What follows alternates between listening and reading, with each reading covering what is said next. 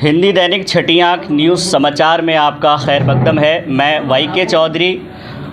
आज सबसे पहले 2024 की शुभकामनाएं हमारी छठी आँख की टीम की तरफ से।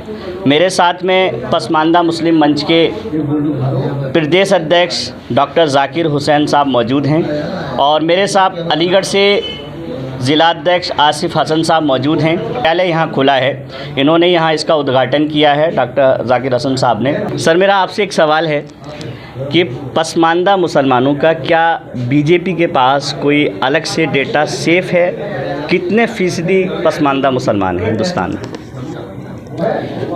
भारतीय जनता पार्टी पसमानदा को जो पिछड़ गए हैं उनको आगे लाके और उनको मुख्य धारा से जोड़ने की फिराक में है। अगर ये पिछड़ा मुसलमान पसमानदा समाज ये मुख्य धारा से जुड़ेंगे तो इनका विकास होगा। मेन चीज़ जो लोग पिछड़ गए हैं उनको विकास की धारा में आगे लाना है। और प्रधानमंत्री माननीय नरेंद्र मोदी जी ने ख़ास तौर पे जो पिछड़े लोग हैं उनको आगे लाने के लिए पसमानदा की मुहिम छेड़ी है। और मैं ये समझता हूँ कि इस मुहिम में जो पिछड़ा मुसलमान है उनको बहुत लंबा आगे लाभ पहुँचने वाला है। तो सर, बीजेपी सरकार में क्या मुसलमानों का कुछ फ़ायदा होना है? भारतीय जनता पार्टी सबको, सबका साथ, सबका विकास और सबको विश्वास में लेकर चल रही है।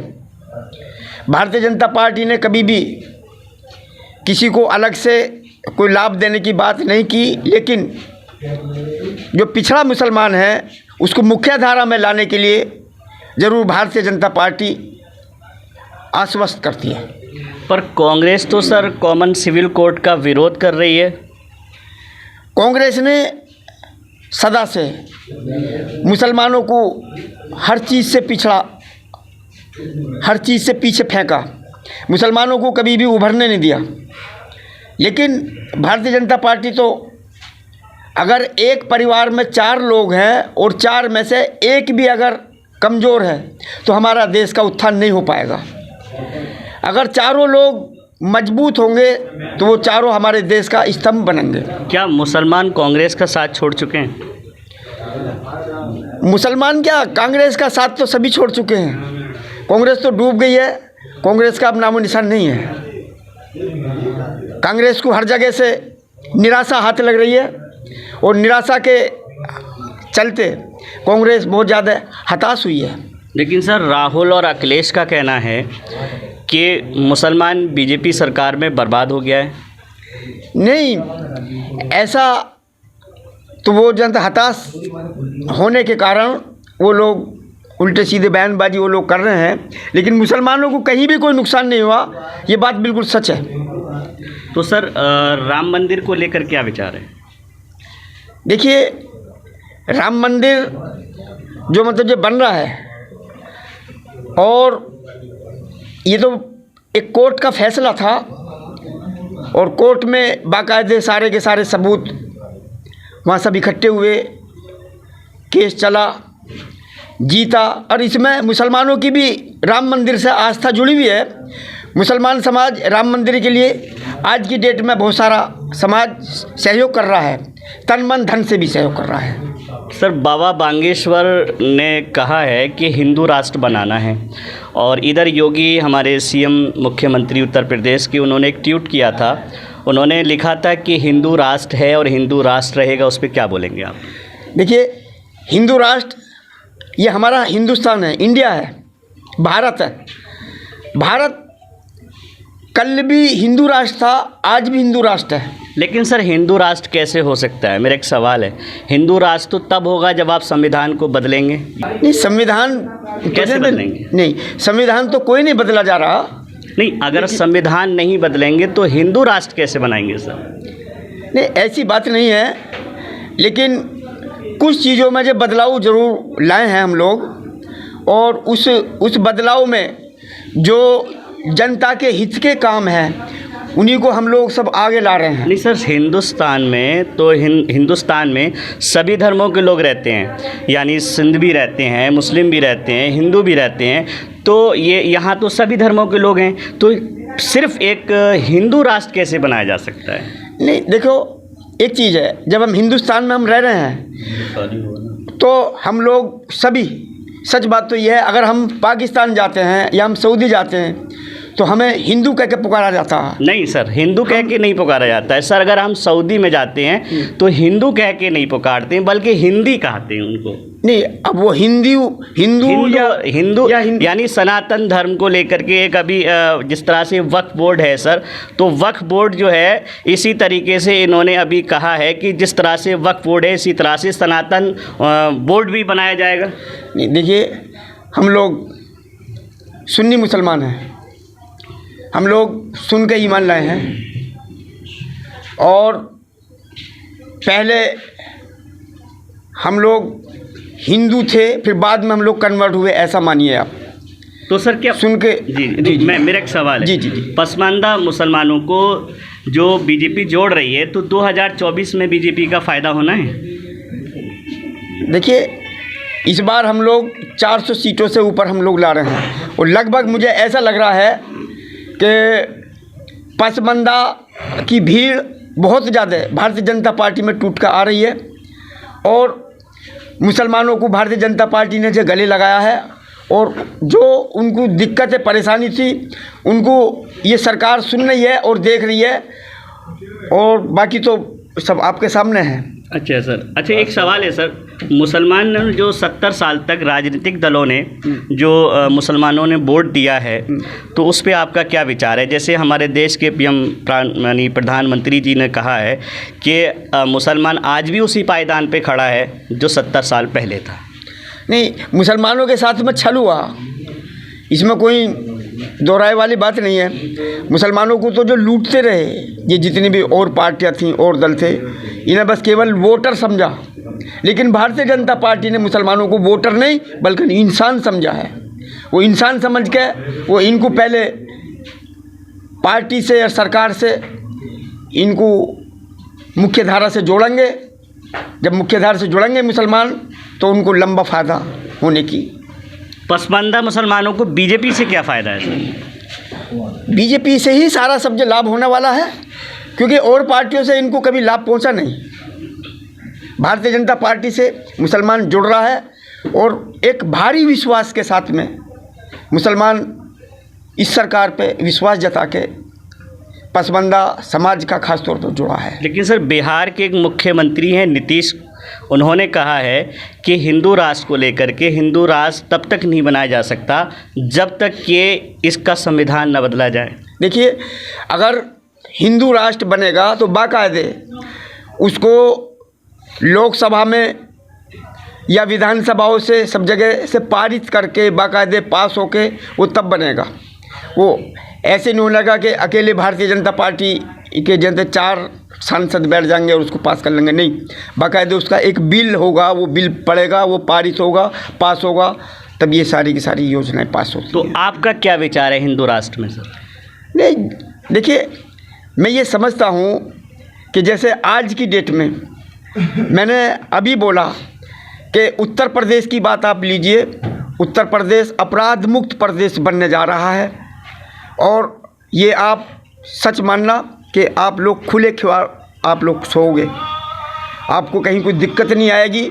राहजानी, डकैती, ये हत्याएं सब पे भारतीय जनता पार्टी बैन लगाएगी। चलिए, मेरा सवाल है जिला अध्यक्ष जी से, आसिफ साहब से। सर, ये जो अभी 2024 में इलेक्शन होना है, तो इसमें पसमानदा मुसलमानों का जो एक मंच बनाया है, जो इसमें पसमानदा मुसलमान जुड़ते जा रहे हैं, तो आपका उस बारे में क्या राय है? क्या पसमानदा मुसलमान, यानी जब दोबारा से बीजेपी गवर्नमेंट सरकार बनेगी, अगर दोबारा से आती है, तो पसमानदा मुसलमानों का कुछ फ़ायदा होना है? देखिए, फ़ायदा तो पसमानदा मुसलमानों का होना ही है, क्योंकि 2024 में जब हमारी सरकार बनेगी, और पहले से हमारे पसमानदा समाज के बारे में किसी भी पार्टी ने, सपा हो, बसपा हो, कांग्रेस हो, कभी किसी ने सोचा ही नहीं। ये एक बहुत बड़ी बात है कि हमारे माननीय प्रधानमंत्री नरेंद्र मोदी जी ने हमारे लिए एक पसमानदा समाज के लिए कुछ किया, हमारी बिग तैयार की और हमें मुख्य धारा से जोड़ा।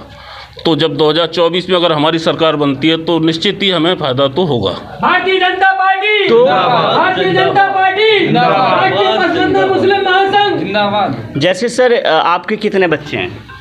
जी मेरे 4 बच्चे हैं सर। 4 बच्चों में से 2 बच्चों का कानून अलग और 2 बच्चों का कानून अलग, क्या ऐसा होगा? नहीं, ऐसा नहीं होगा, कानून तो एक ही है सभी के। तो फिर सर कांग्रेस जो है कॉमन सिविल कोड का विरोध क्यों कर रही है? देखिए, कांग्रेस तो इस समय बौखलाई हुई है, उसका कोई जनाधार है नहीं, वो जहाँ भी जा रही है उसको निराशा हाथ लग रही है। तो कांग्रेस तो कुछ भी बोल सकती है, हमें कांग्रेस से क्या लेना, हमें अपनी बीजेपी पार्टी से, भारतीय जनता पार्टी से लेना, और इसी के मुख्यधारा पर हम काम कर रहे हैं। आइए हम देश के युवाओं से बात करेंगे। ये पसमानदा मुस्लिम में अभी नए ज्वाइन हुए हैं। भैया ये बताइए कि बीजेपी में जो अभी विकास की बात हुई है गांव में, या जो भी स्कीम आई है, क्या उसमें मुसलमान और हिंदुओं के साथ कोई भेदभाव हुआ है?